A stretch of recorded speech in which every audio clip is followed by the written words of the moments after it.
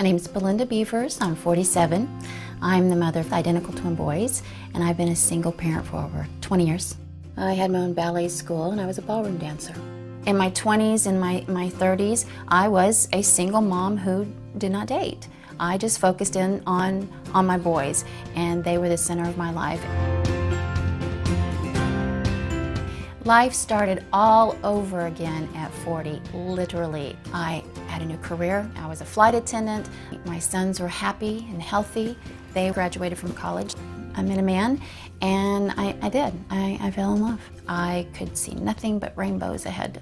However, sometimes we know to get a rainbow, there's some rain involved, and there was some rain that came.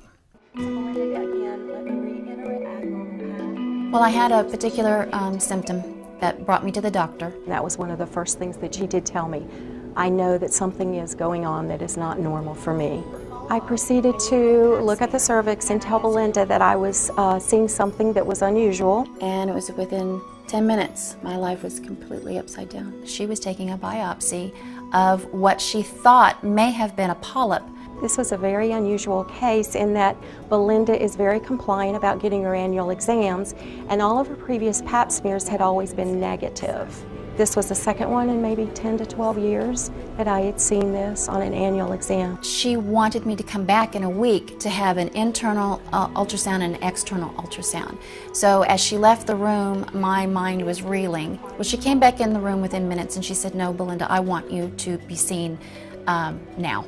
After the pap and the biopsy, I brought her around to Dr. Kunsel. Dr. Kunsel saw the ultrasound report.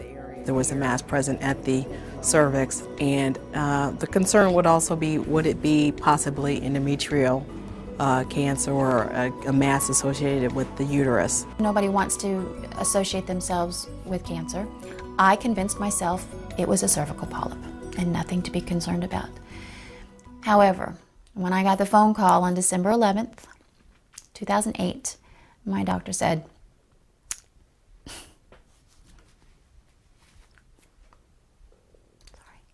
"It's okay." She said, "It's malignant. You have cervical cancer."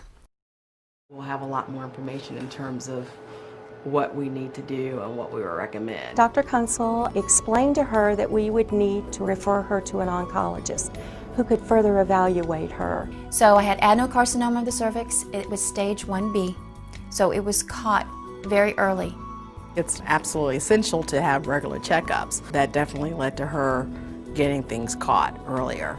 And the earlier anything is caught, the better the prognosis. They performed a radical hysterectomy on me, which meant they were removing my uterus, my ovaries, and my cervix. I know a lot of women would say, "Well, you know, you didn't need that anyway."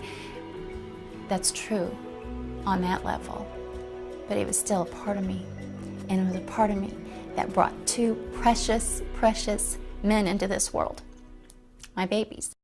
I'm just so happy to have you all here today talking about this. I mean, you know, I have been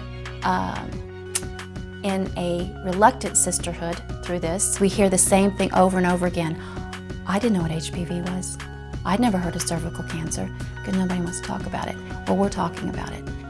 The prevalence of HPV is tremendously high, and many people are exposed. It should not in any way be stigmatized, and hopefully anyone or women in general shouldn't have that perception about it. So it's important to talk about it and be open about it. And now I'm healthy. I don't have certain body parts anymore, and that is, you know, hard sometimes to reflect upon. You know, I'm starting yet again all over again, but with an even, I think, deeper perspective. And I think it's really helped me, I think, be a better person hopefully out of this. And if one woman will go and get her pap, then, you know, objective accomplished.